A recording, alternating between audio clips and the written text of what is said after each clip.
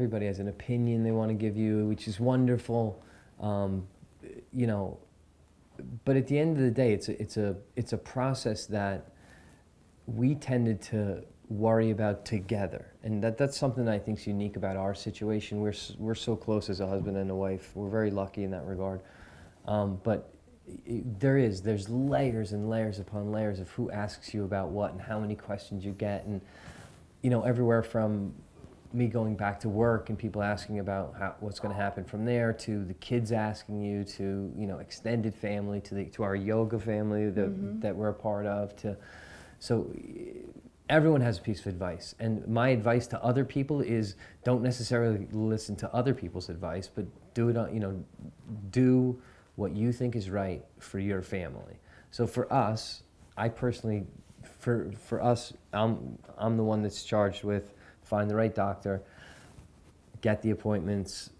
You know, that she was very upset, and it was difficult for her to swallow because we really thought we were finished with all of her surgery. So I'm the one that ends up doing the research aspect of it.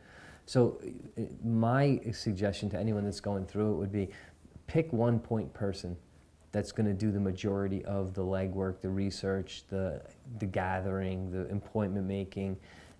Organizational skills were, I think, hugely important in the process. So be highly organized. And then depending on, like for us, I have my mother as an excellent outlet. She's a super intelligent woman. She sits through every surgery with us. She asks more questions of the doctor than I do.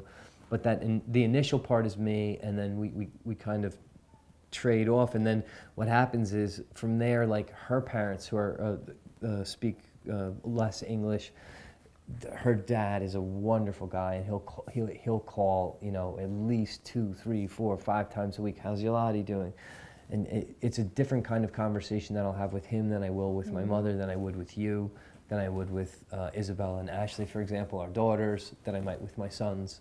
So it's just, to me, it's you have to attack each question that's asked of you in a way that's going to assist that person going forward. So when we're answering a question for her father, we know he's not educated about cancer. So I answer it one way. More, you know, I'm more positive with him, for example.